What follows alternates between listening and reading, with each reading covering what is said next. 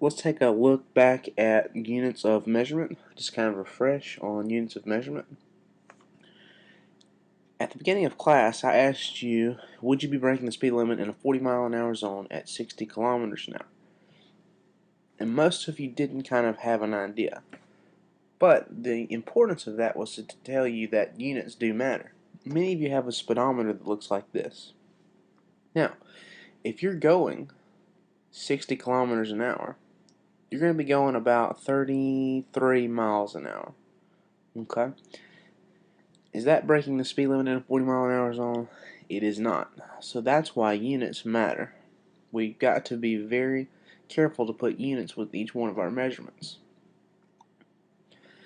In measuring, every measurement must have a number and a unit. Numbers are only half of the measurement. For example, if I give you this recipe, it says 1 salt, 3 sugar, and 2 flour. What would your recipe be? You have no clue. I would have to tell you like 1 teaspoon of salt, 3 cups of sugar, and 2 cups of flour. Numbers without units are meaningless. In fact, you get no credit in this class if you don't have units. A quantity is different from a unit. It is something that has magnitude, size, or amount. It's kind of like a bigger picture, like volume, mass, length. Those are quantities. But the unit is like the teaspoon, the milliliter, the kilogram.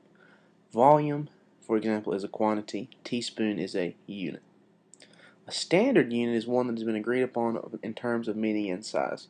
We have to have standard units, that way we're all talking on the same level in the scientific field. We are all on the same level. The chemists use the SI system, which is different from both the metric and the English system.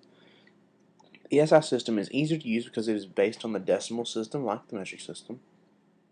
Every conversion is by some power of 10, and an SI unit has 2 parts. It has a prefix and it has a base unit. The prefix tells you how many times to multiply or divide by 10, and that will make sense a little more sense later.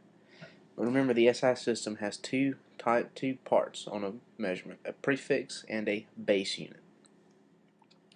The base units in the SI system for length is the meter. For mass, it's the kilogram. For time, it's the second. For temperature, it's the Kelvin. And for amount, it is the mole. These are base units.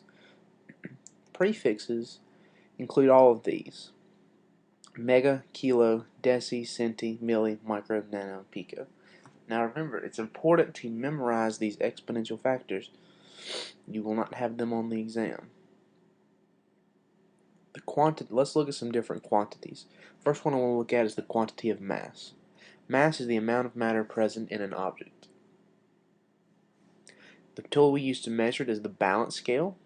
The standard SI unit is the kilogram. Common units include the gram, or the base units rather, the gram, and common units include the microgram, the milligram, the gram, and the kilogram. It's different from weight.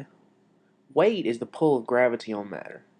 For example, on the moon, you would have the same mass, but you would not have the same weight because of the difference in gravity. Let's look at the quantity of length. Length is the distance between 2 points. The tool we use to measure it is either the metric ruler or the meter stick.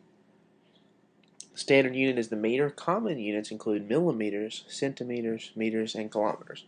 We would measure the thickness of pencil lead in millimeters, the length of that pencil in centimeters, the height of a person in meters, and the distance between here and Walmart in kilometers. Let's look at the quantity of temperature. Temperature is the average energy of particles in a sample of matter. Well, what energy are we talking about? Well, if we're outside, it may be the sun's energy. If we're inside, there are several different types of energies that we would have to look at, including like the air conditioner will be giving us energy. Sun would even be giving us energy, and our own bodies would be giving us energy.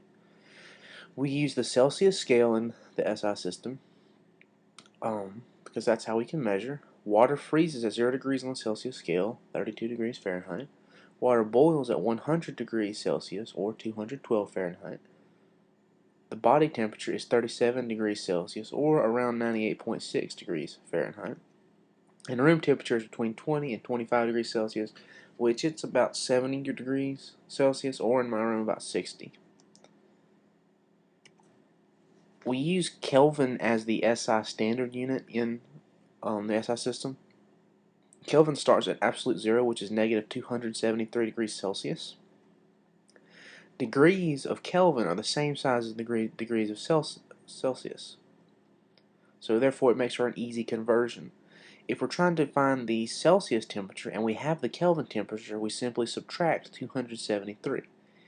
If we have the Celsius temperature and we're trying to find the Kelvin temperature, we add 273.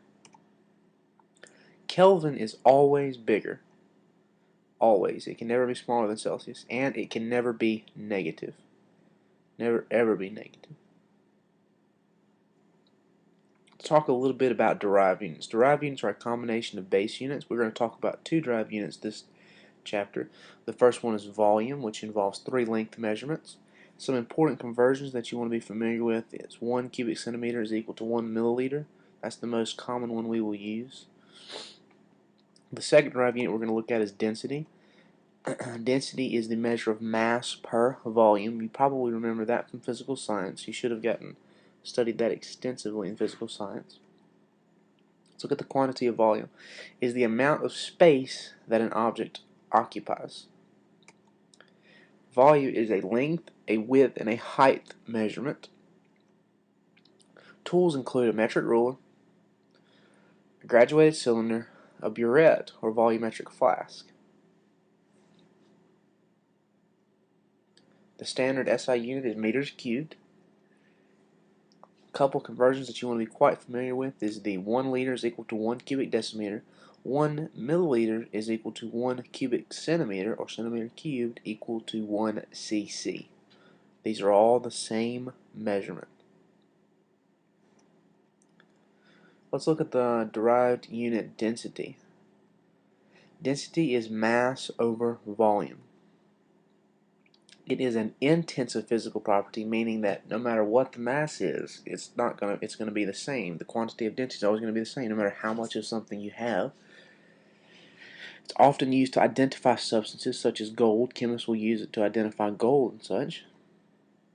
Common units include grams per cubic centimeter and grams per milliliter. These are the 2 units we use in here. Occasionally you may see grams per milliliter or kilograms per cubic centimeter. Tools include, well, we have to have a mass measurement and we have to have a volume measurement.